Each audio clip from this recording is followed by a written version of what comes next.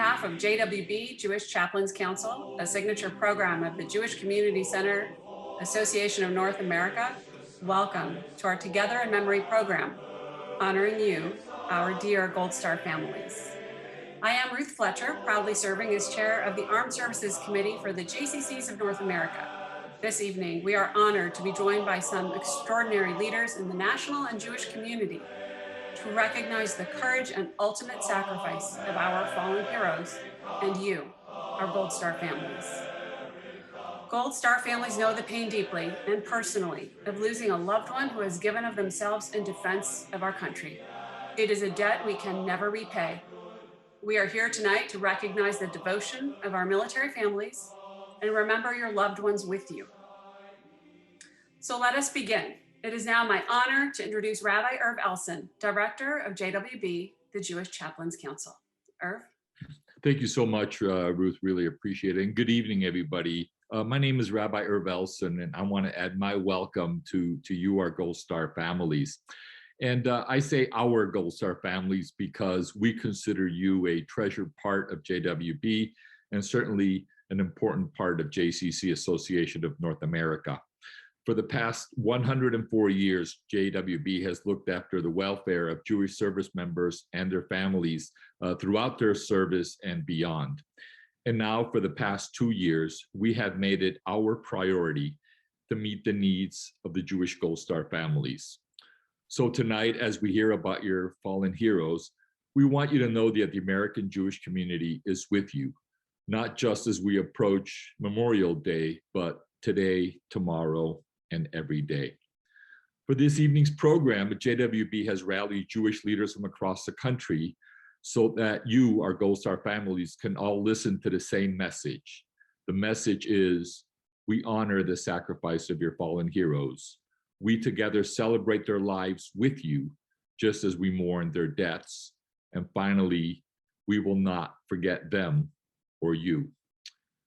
Since the day that you received that horrible knock on the door, you have, as we say in the Navy, stood the watch, making sure that your families have endured and that your fallen heroes are not forgotten.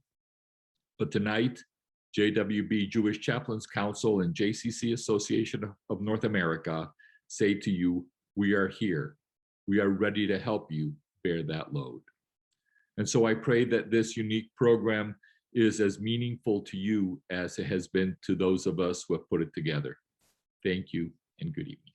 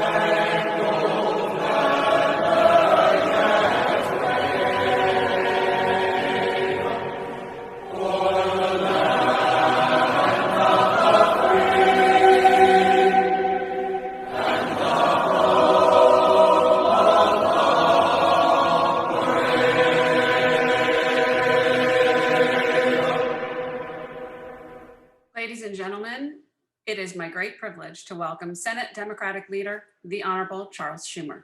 Hello, everyone. This is Senator Chuck Schumer. And on behalf of everyone in Congress, on behalf of a grateful nation, thank you to all of our Gold Star families in today's ceremony. Since the country's founding, the fate of our freedoms and our democracy have rested on the shoulders of those willing to make the ultimate sacrifice. Too many have taken that sacrifice for granted, but not our Gold Star families. Oh no, no way. You, more than anyone else, know the awful price of our freedom. And more than anyone else, you embody the best of what our country stands for: honor, bravery, and selflessness. Today, with immense sorrow and quiet, solemn pride, we pay tribute to you and to your loved ones lost in the line of duty. And we remember, throughout America's nation's history, Jewish Americans have played a key role in protecting our country. From the revolution to the wars in Iraq and Afghanistan, Jewish Americans and Jewish Gold Star families have made immense sacrifices for our country. So thank you, thank you, thank you. I promise to stand by your side and fight for you every day in Washington. We must care for our Gold Star families and never rest until we build a country worthy of your sacrifice. Thank you, Senator Schumer. We are now deeply honored to hear from 3 Gold Star families as they share stories of their beloved fallen heroes. Melissa Wolfer's father, Major Stuart Adam Wolfer, was killed by an IED in Afghanistan on April 6, 2008. Melissa. Hi, my name is Melissa Wolfer, and I'm the second daughter of Major Stuart Adam Wolfer. He was killed in action when I was 3. I'm 16 now, and still, even though he is not here, the memories we share makes him alive in all of our hearts. My head is filled with amazing memories of him told to me by friends and family. I remember when I was young, he would take me on rides in the Easy-Go golf cart around the farm. We would laugh and play with the baby sheep and goats and be in awe when we watched the beautiful sunset over the horizon. I love the story of the sherbet ice cream cake with the orange and lime flavoring and the chocolate cookie bits and vanilla frosting my dad asked for his birthday. No one else liked the cake, so Daddy always had some in the freezer to eat year-round. Daddy Stu was always kind. There was no room in his heart for hatred. He was a person driven by kindness, and he wanted to make the world a better place, one smile at a time. His death brought sadness to everybody, but his legacy still brings smiles and happiness to everyone. Daddy Stu lives in our memories. His legacy teaches us to always be kind and respectful, to never take anything for granted, and to always be grateful for the life you are given. I will always remember his bright smile and a kind heart, as he has shared it with the world. There will never be any doubt that he still lives on in all of us. Thank you, everyone, for the amount of love and support you have given to my family and I. He may be lost, but he will never be forgotten. Thank you so much, Melissa. We appreciate you being here with us today and sharing that beautiful story and the photos. Ladies and gentlemen, please welcome Rabbi Heather Borshoff, Chaplain, United States Army, to lead us in a reading. In the rising of the sun and in its going down, we remember them. In the blowing of the wind and in the chill of winter, we remember them. In the opening of buds and in the rebirth of spring, we remember them. In the blueness of the sky and in the warmth of summer, we remember them. In the rustling of leaves and in the beauty of autumn, we remember them. In the beginning of the year and when it ends, we remember them. When we are weary and in need of strength, we remember them. When we are lost and sick at heart, we remember them. When we have joys we yearn to share, we remember them. So long as we live, they too shall live, for they are now a part of us as we remember them. Thank you, Rabbi Borshoff. It is now my honor to introduce Catherine Solis, whose husband, Sergeant First Class Chris Solis, was killed during combat operations in Paktia Province, Afghanistan on July 12, 2018. My name is Catherine Solis, and my husband was Sergeant First Class Christopher Solis. He was killed in action 2018 while serving in Afghanistan. I would like to share with you our story. Chris was brought up by his mother in Summerville, South Carolina. Chris often accredited his mother Judy for his perseverance, for she always taught him to strive for excellence. Chris joined the Navy ROTC program at Summerville High School his freshman year, and little to no surprise, Chris became the XO his senior year. Chris was always aware he wanted to join the military, but the day of 9/11 only solidified his determination to serve and protect our great nation. I met Chris at Bilo in October of 2002 while we both were working as cashiers. Everyone seemed to love Chris, and I quickly learned why. He was smart, hardworking, and rather charming. It was only 3 months later that we had started dating, and a month after that I had moved in with him and his mother. Chris and I were not just boyfriend and girlfriend, but we were best friends and rather inseparable. Today, I can only cheesily say that we were soulmates. Chris attended the Citadel for 2 years before he decided to change his career path of becoming an Air Force officer. Chris decided he was going to join the Army Reserves. During basic training, he asked me to marry him, and of course I said yes. In September of 2007, we were married, and shortly after that, Chris decided he would go active duty and change to his MOS. Our first duty station was Fort Hood, Texas, with 27 Cav as a combat engineer. Chris deployed with them for 12 months to Iraq, where our communication was very limited. This deployment was extremely difficult for me, even though I was able to visit home often. Chris came home safe, but a small part of him stayed behind. He had lost a dear friend during a routine route clearance mission. Chris's survivor's guilt only pushed him even harder to become a great soldier. 2010 was a very big year for us. Not only was it the year that we were reassigned to Fort Stewart, Georgia with the 530th, but it was the year we became a part of the Jewish community in Savannah. Mikveh Israel welcomed us with open arms and instantly became a part of our extended family.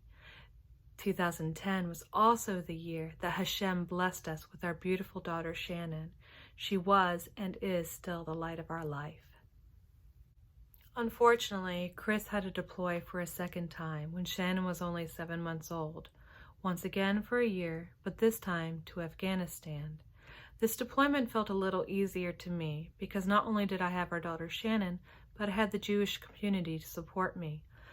Sadly, this deployment was extremely difficult for Chris because it troubled his heart to know how much of his daughter's youth he was going to miss.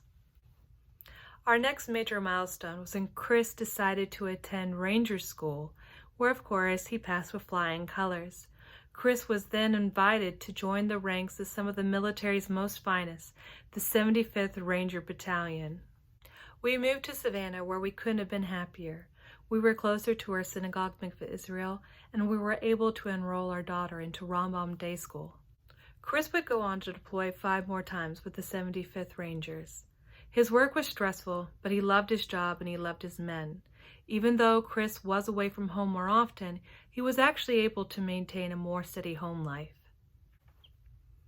I wish I could share more about Chris's experience in the Army, but to be completely honest, I don't know that much about it. Chris was an extremely private person, and he was diligent to keep his work life separate from our home life. When Chris was home, he enjoyed life to the fullest. He loved to take us to places like the Appalachian Trail, where we would hike for 10 miles, set up camp, only to tear it down the very next day and do it all over again for the next several days. It was exhausting, but it was equally wonderful.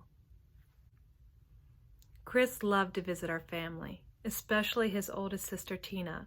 He loved to roughhouse with his nephews, give his mom a hard time, and sneak naps on the couch. Chris loved playing board games, especially if alcohol was involved, playing his guitar, and spending time with our daughter. He was actually a decent mechanic and carpenter. He even went to go on to turn our van into a tiny house camper. Chris was an amazing artist.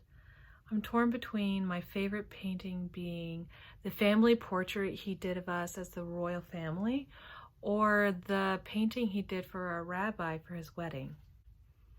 Chris was an amazing father and a loving husband. We miss him beyond words. I'd like to thank you for allowing me to share with you our story. Thank you so much, Catherine.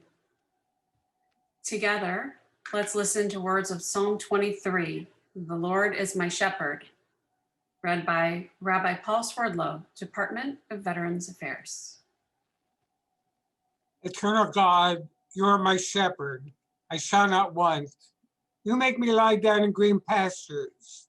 You lead me beside still waters. You restore my soul. You guide me on paths of righteousness for your name's sake. Yes, even when I walk through the valley of the shadow of death, I shall fear no evil, for you are with me. With rod and staff, you comfort me. You prepare a table before me in the presence of my enemies. You have anointed my head with oil. My cup overflows. Surely, goodness and mercy shall follow me all the days of my life, and I shall dwell in the house of the eternal God forever. Thank you so much, Rabbi Swerdlow. And now, A number of Jewish soldiers buried in American military cemeteries overseas, in Europe and in the Far East, have mistakenly been buried under Latin crosses. And it is the focus of Operation Benjamin to rectify this innocent error. We focus on this Memorial Day on Private Alan Franken, who was killed in the Far East in May of 1945, just as World War II was coming to a close. My uncle was Private Alan C. Franken of the 21st Infantry of the United States Army. My uncle, for whom I'm named, was killed during the Battle of Mindanao at the end of World War II on May 24th, 1945. And he was mistakenly buried under a Latin cross.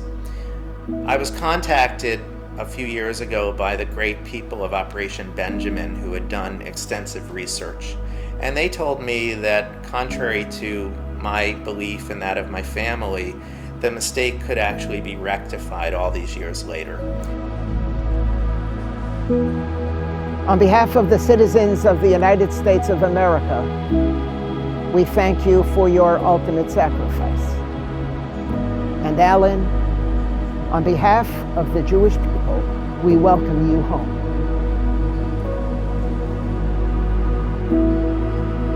Operation Benjamin is dedicated to remembering these soldiers and to work closely with their families, whom we call families of honor, to right this wrong and to bring them under the bosom of their ancestral faith, where we believe it would be appropriate for them to lie for all eternity. I'm honored and grateful to thank Operation Benjamin and the ABMC for that incredible opportunity. We are not forgotten, nor are our loved ones.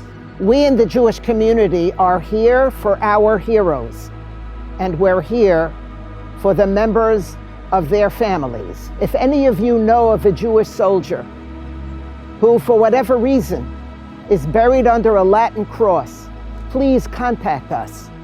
We're here to help you to rectify this wrong.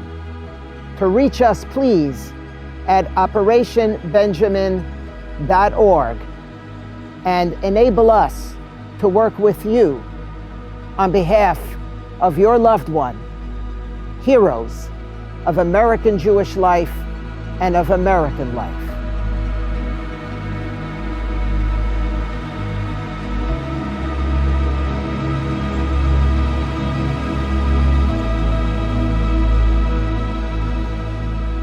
ladies and gentlemen, the JCC Association is proud to partner with the Jewish Federations of North America. Together, we, the American Jewish community, salute you. It is now my honor to introduce Eric Fingerhut, President and CEO of the Jewish Federations of North America. On behalf of the 146 Jewish federations and the millions of American Jews we represent, it is my honor and my privilege to participate in this Together in Memory program as part of the American Jewish Heritage Month and in preparation for this year's Memorial Day celebration. Ever since President George Washington declared that the United States would give bigotry no sanction and persecution no assistance in addressing the Jewish community, the United States of America has indeed been a place of great freedom and a safe harbor unparalleled in the history of the Jewish people. And the Jewish community has repaid the United States with valiant and brave service ever since the Revolutionary War and to this very day. To the Jewish Gold Star families, countless from America's wars, an additional 63 added just since 9/11. We open our hearts and our arms. We send our love and our compassion and our pride in the service and the sacrifice that your loved ones have given to this great country. May you be blessed in the words of Psalm 145, Einei chole lecha yisaberu, v'ata noten lahem et achlam be'ito. May God support all who fall and raise up all who are bowed down. Your loved ones died in the service of democracy, and we will make sure that their memories are an eternal blessing. May you all be comforted among the mourners of Zion and the world. May you no more further sorrow, and may you know the love and the caring of the American Jewish community as we approach this Memorial Day. As we hear one last remembrance this evening, we want to recognize that each one of our cherished Gold Star families have meaningful stories, pictures, and memories. JWB, the Jewish Chaplains Council, is committed to making sure the American Jewish community remember all of our fallen heroes. We want to hear your stories, see your photos, and grieve with you over your tremendous loss. Ladies and gentlemen, it is my honor to introduce David Jacobson, father of Airman First Class Elizabeth Jacobson, killed in action on September 28th, 2005, serving during Operation Iraqi Freedom. Hi, my name is Dr. David Jacobson, and my daughter, A1C Elizabeth Jacobson, was killed, as you heard, on September 28th, 2005, by an IED as she was part of a resupply team going from Iraq to Kuwait. My daughter was someone who was very enthusiastic about joining the military after 9/11. She told her friends that she was going to do it. She told her family she was going to do it. I happened to have been in the Navy for several years and tried to talk her out of it. She would not be dissuaded. She was a very strong woman. She was one of the strongest women I've ever met, and was very loyal and defended her friends and eventually defended her country. Her initial job in the Air Force was as a guard in Iraq. It was as a guard at a large detention center in Iraq, and that was not supposed to be her job. It was supposed to be as part of transport security, and she fought every day that she was a guard to go back onto transport security. All of her friends knew that she wanted to be sort of in the thick of things. And for the better part of a month, that's exactly what she did. Her life was lived by her motto, which was, we're only here for a short time, and we need to live life to the fullest and carry a smile. And if you ever see any of Elizabeth's pictures, you'll find that that's exactly what she's doing, is carrying a smile. And she definitely lived her life to the fullest. She and I were very close, as she was also close to the two sisters that are just younger than her, one older than her, excuse me, and one younger than her, Jennifer and Gabrielle. And her sisters happened to have been at her send-off in Texas when she left for Iraq. All of us remember her as being stronger than we could have ever imagined, and she carried us, as she still does. And the reason, in fact, that I stayed in medical school, she was killed during my second year. The reason that I continued through medical school instead of rejoining the military was because I couldn't imagine having to face her and say, I dropped out of medical school to be in the military like you.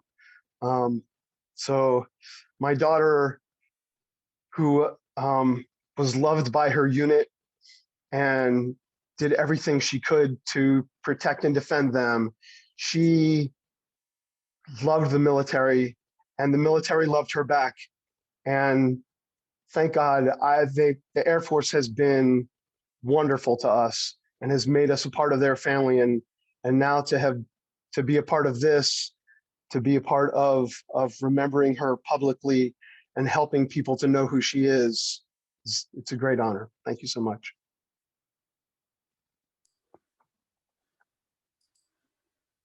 Thank you so much, Dr. Jacobson. Elizabeth inspires all of us. It is a pleasure to introduce JWB National Commander, Jeffrey Sachs. I'm Jeffrey Sachs, the National Commander of the Jewish War Veterans. This is my Memorial Day message. I'm in Wheaton, Illinois at the Cantigny estate of Colonel Robert McCormick. Let's talk about some history. In the spring of 1865, Waterloo, New York druggist Henry C. Wells remarked at a social gathering that it was all well and good that returning Civil War soldiers were greeted with respect and parades, but that it was sad that those who would not be returning were seemingly forgotten.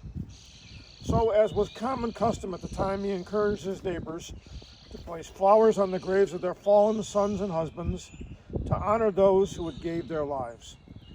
The next year, the idea became reality, and as good ideas often do, it spread across the country into what we now know as Memorial Day. Our fallen heroes made the ultimate sacrifice while serving in the U.S. Armed Forces, and it's because of them we enjoy our freedoms in this country. One might even go further and say that perhaps we of the Jewish faith would not even be here today if the greatest generation who have almost faded from history and memory had not fought World War II with over 291,000 United States deaths. Now, Gold Star families, they may not have enlisted or accepted a warrant or a commission, but they have also served. They have made sacrifices, and it is a designation they never asked for and never wanted. The term Gold Star family comes from the service flag first flown by families of those who served during World War I. The flag displayed a blue star for every immediate family member serving during that war. If a loved one was killed, the blue star was replaced by a gold star. Anyone who saw the flag would know the horrific price the family had paid in the name of freedom. These families are the ones who must pick up the pieces after a loved one is killed in action. They band together, offer each other comfort in times of sorrow and support in times of need.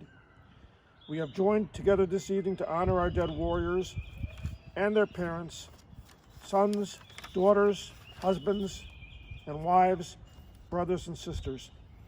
Now, these are not just hollow words, for my family has also felt the pain of loss of a veteran family member, not in combat, but later by his own hand, years after serving. Nonetheless, a life ended suddenly, and not even half over, leaving a small child without a father, a wife without a husband, brothers and sisters missing a sibling, and myself without the boy I had raised. I want to take this final moment in my remarks to recognize our Vietnam War Gold Star families. I first donned the Army uniform in 1975 at the close of the Vietnam experience, wanting to serve my country as my father and uncles had done before me during World War II. And I was spit at, called baby killer, warmonger, among other names. The Vietnam War was unpopular, definitely unpopular. Not that anyone likes war at any time, certainly not this old soldier. But in our country during the late 1960s and early 1970s, some of these Gold Star families did not receive the support that our country historically has given the families of other American fallen warriors. You know what? It's never too late. This Memorial Day, if you know of such a family, ask about their fallen loved one, and perhaps listen to a pleasant memory so that their recollections may indeed be a blessing. And as we remember our nation's war dead this coming Memorial Day, may we also keep in our thoughts Their families who know firsthand the meaning of taken away too soon. Blessed is the one true judge, and may he continue to defend us against our enemies, watch over us, deliver us, and invoke divine favor upon the USA. Thank you. Dear friends, please join me as we listen to Chaplain Rafael Verdugo, United States Air Force, and Chaplain Robert Friedman, United States Navy, chant the memorial prayer, El Male Rachamim. El Male Rachamim, Shoyechein, Baberoyamim, Amsei Menucha, Nechoyena, Alekanfe Shechina, B'malais Kadosh B'tehoyerim, Kezoyar Arakia, Mazhirim, Eze Nishmois Acheinu, Anshe Achayil, Asher Heru Lamobes Nafsham, Biad Artzeyenu, Ulecheirus Hoyalam, Lochein, Balarachamim, Hastireim Beseiser Panecha, Leolamim, Utzroi Bisorachai Besishmasam, Im Nishmois HaTzadikim, Hayedim Lefanecha, Ve'ayam Asayim HaTzadoka, Shalom Baveta Kadolam, Lo Isa Goy El Goy Cherev, Ve'lo Yelmed Oid Milchama, Ve'nigla Kevoid Amoinoi, Ve'rauch Al Basar, Vadam Yachadam, U'sehim Luchasoi Kavoid, Soy Vasamachais Esapanecha, Neimois B'minchanetzach, V'noimar, Amen.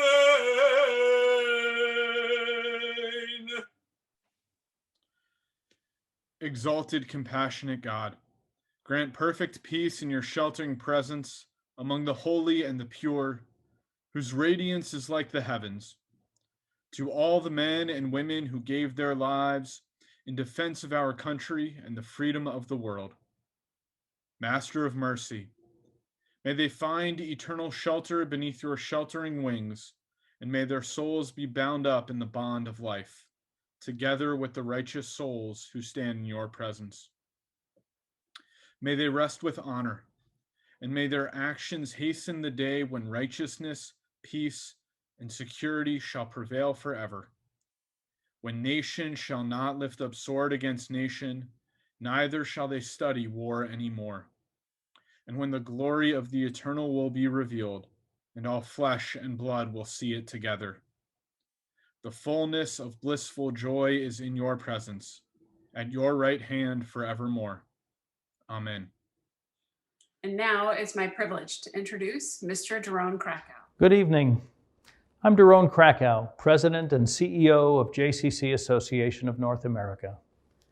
The JCCs of North America are comprised by more than 170 Jewish community centers and camps across the United States and Canada, who collectively engage more than 1.5 million members of our community each and every week throughout the year. And JCC Association itself was founded in 1917 as the Jewish Welfare Board, charged with serving and supporting the spiritual needs of our young men heading off to war.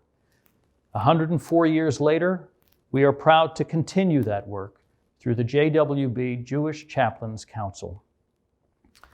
The prayer, El Male Rachamim, God who is full of compassion, chanted so beautifully by Chaplains Verdugo and Friedman, reminds us that we live our lives within the sheltering presence of the wings of the Shekhinah, the sheltering presence of God. To our Gold Star families, Tonight, we are honored to take you into the warm embrace of JCC communities from coast to coast. Your loss is our loss. Your heroes are our heroes. The story of Jewish service in our U.S. Armed Forces is not told often enough, and we are deeply grateful to you for gathering with us this evening to allow us to tell it again. Jews have proudly served this country with valor since before the Revolutionary War. As we gather together, we are comforted by the words and prayers of our Jewish military chaplains who put on the uniform with pride. Each day they minister to service members of all faiths, as well as to those of no faith. They are rabbis to our 10,000 Jews in uniform and the 15,000 members of their families living on U.S. military installations across the country and around the world. We also receive blessings from our VA Jewish chaplains, who minister to our beloved veterans, each of whom and all of whom have a home away from home in our nation's Jewish community centers. I couldn't hope to do justice to the many extraordinary words that were spoken tonight in tribute to you and to your terrible sacrifice in service of our freedom as Americans. So let me only say this. JWB Jewish Chaplains Council and the JCCs are your home and your extended family in our community. And this remarkable extended family joins me tonight in saying to each of you, may God bless you and keep you. May He shine His countenance upon you and be gracious to you. May He bestow His favor upon you and grant you peace. Thank you, Jerome. And thank you to everyone participating and joining us together this evening for Together in Memory. I especially want to recognize our Gold Star families, some of whom have shared heartfelt memories of those you deeply love and miss, inviting us to remember your loved ones along with you. Our Gold Star families are heroic, filled with devotion, love, and patriotism. On behalf of the JCC Association and JWB, I give you our deepest thanks for the bravery and sacrifice your loved ones made in order to defend our collective freedom.